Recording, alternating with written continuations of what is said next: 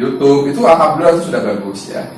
Hanya dari Kominfo ingin naik kelas tidak hanya dengan medsos, tapi juga naik kelas menjadi ke marketplace ya.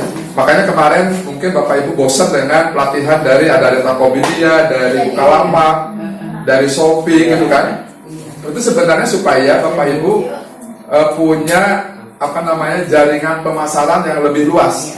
Karena kalau tanpa marketplace mungkin pemasarannya hanya di level Bogor, atau kalaupun medsos mungkin kebanyakan level ya wilayah lah begitu ya, follower kita aja begitu, follower dari Instagram kita, follower dari Facebook kita, atau yang ada di grup WA kita saja. Tapi dengan marketplace itu kan bisa nasional dan bahkan bisa dunia seperti itu. Maka harapan dari Kominfo adalah dengan naik kelas dari medsos ke marketplace gitu ya. Nah kemudian kalau sudah Bapak Ibu sudah punya marketplace, mungkin sudah ada akun di Tokopedia, di Bukalapak, di Shopee, atau di Blibli.com atau apapun, harapannya bisa naik kelas juga dengan menggunakan fintech sebagai sarana pembayaran ya. Mungkin kalau sekarang bayarannya lewat transfer, nah itu ya, mungkin nanti bisa, sekarang kan sudah banyak platform untuk pembayaran, ada GoPay, ada OVO, ada Link aja, apalagi itu Dana, macam-macam. Nah itu harapannya adalah dengan memudahkan, dengan banyaknya aplikasi platform pembayaran, itu memudahkan konsumen kita untuk membayar apa saja. Ketika dia ada mobile bankingnya bisa transfer.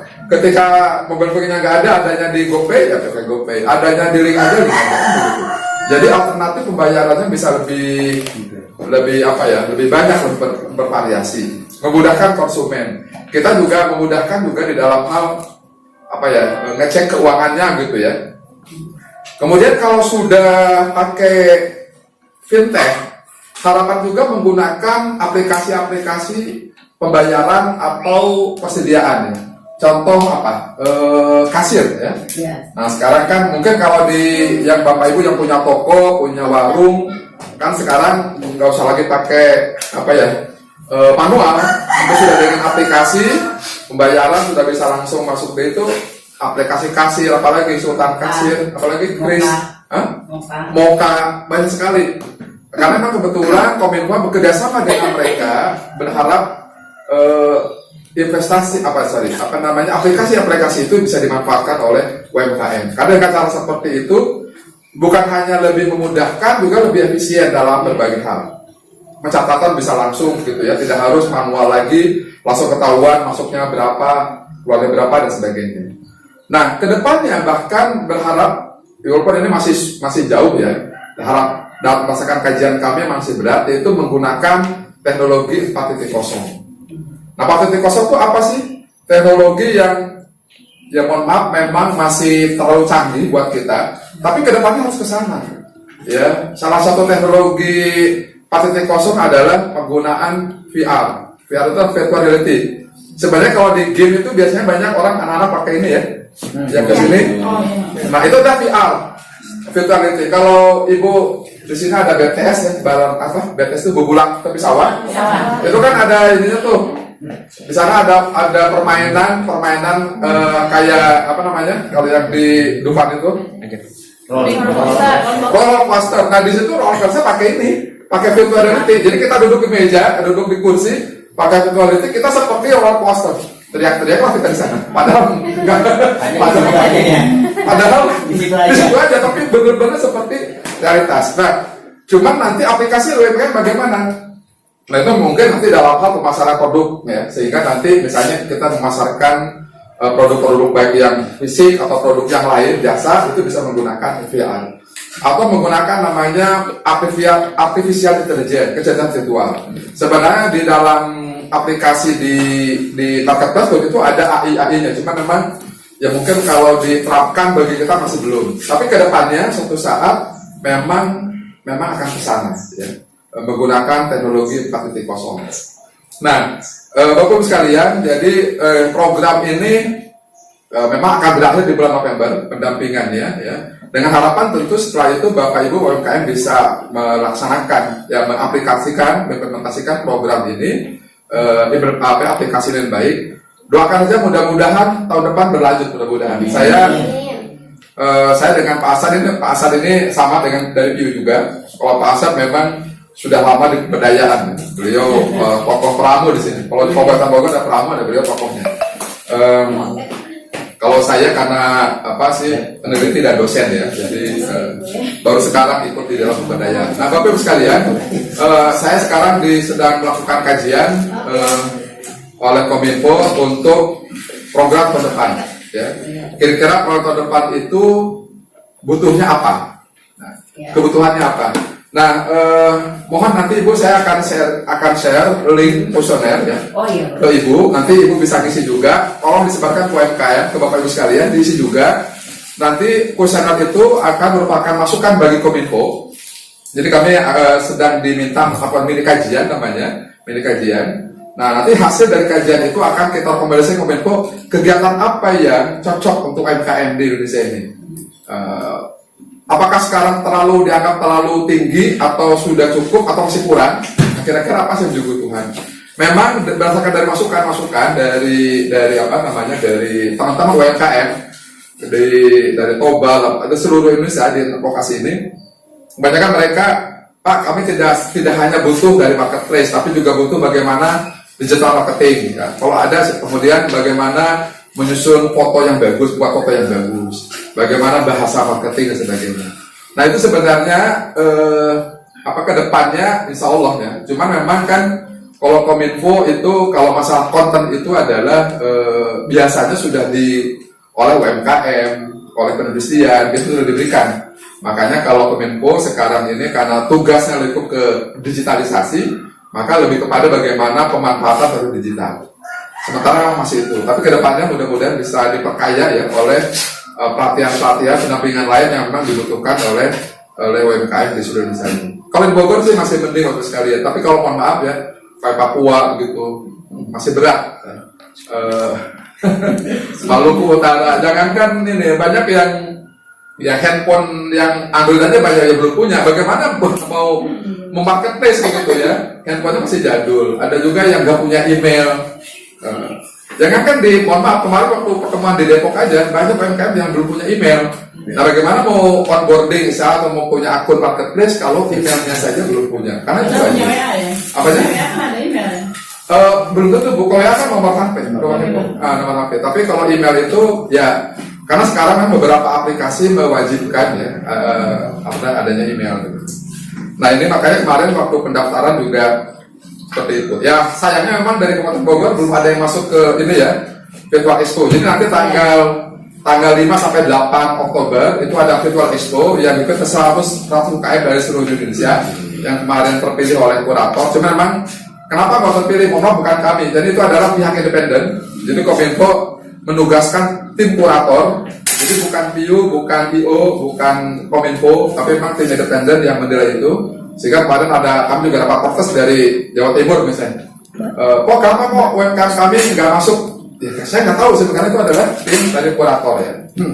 Nah, tapi walaupun demikian, walaupun Bapak Ibu tidak bisa jadi peserta Virtual Expo, tapi tanggal 58 Bapak Ibu pertama bisa masuk sebagai pembeli atau minimal tahu bagaimana Virtual Expo itu. Karena suatu saat ini akan menjadi tren. Kalau pameran beneran kan mahal ya, nyewa tempat harus besar gitu ya. Ya namanya pameran beneran tuh lebih mahal. Tapi Virtual Expo kan cuma pakai aplikasi doang. Tapi di situ Bapak Ibu seperti masuk ke pameran, masuk nanti ada stand 1, stand 2, stand 3, stand 1 makanan, stand 2 misalnya tas gitu kan, kemudian facial itu ada. Di situ bisa orang-orang bisa transaksi, ya selama 4 hari, 5, 6, 7, 8 Oktober. Dan di sepanjang itu ada banyak webinar yang tema-temanya menarik. Ya, pembicaranya dari berbagai pakar, dari berbagai kementerian, sama dari para pelaku usaha yang sudah berhasil. Jadi Bapak Ibu nanti juga kami berharap walaupun misalnya tidak ikut sebagai peserta dalam pengertian yang jual, tapi paling tidak bisa ikut suasana virtual seperti apa. Ketika suatu saat nanti Kabupaten Bogor misalnya mengadakan Virtual Expo bagi UMKM di Kabupaten Bogor, itu punya gambaran seperti itu. Ya. Plus juga selama 4 hari itu dari pagi sampai sore banyak kegiatan webinar yang bisa diikuti oleh pelaku UMKM. Nah, jadi itu Bapak Ibu sekalian, jadi saya sangat senang kepada Ibu Dewi dan teman-teman di sini Fasil di Kabupaten Bogor yang melaksanakan pelatihan offline ini. Karena ini harapan kita begitu. Tidak hanya dari online yang sampai sekarang masih ada. Sekarang ada pelatihan online di mana Pak Sadul? Di daerah mana ya online sekarang? Ada 3. Ada 3. Nah, jadi tiap hari tuh online tuh banyak. Jadi 1 minggu tuh belasan pelatihan online dilaksanakan oleh program ini begitu ya, untuk dari berbagai macam produk. Nah, saya berharap memang ini dilanjutkan. Kemudian ya saya berharap walaupun pendampingan itu sudah selesai, Bapak Ibu sebuah UMKM masih bisa terus meningkatkan ya kapasitas dirinya. Ya, doakan saja mudah-mudahan kalau tahun depan berlanjut, mudah-mudahan Bapak Ibu UMKM bisa ikut lagi sehingga bisa nambah lagi kapasitasnya. Terus saya ingin tanya, apakah selama ini, mohon maaf saya ingin ngecek aja, apakah kuota dari program ini sudah pernah menerima atau belum menerima? Belum. Program yang mana? Ini. Oh yang ini belum, kalau yang pernah yang itu tahun lalu ada orang lah ya. Kenapa kok nggak terima? Ayah ikut juga ya? Ikut yang digital marketing dari dari UMKM, dari Koperasi. Dari Kominfo, dari program ini ada paket data tiap bulan. Belum datang Pak, belum masuk katanya. Banyak kemarin juga ada lapor. Tiap bulan sebulan sekali terima. Iya, jadi banyak yang belum masuk Pak, memang banyak sekali. enggak belum. Enggak, sorry. Bapak Ibu itu apakah terdaftar di database kami nggak? Kayaknya belum. Udah 2 kali daftar, Pak.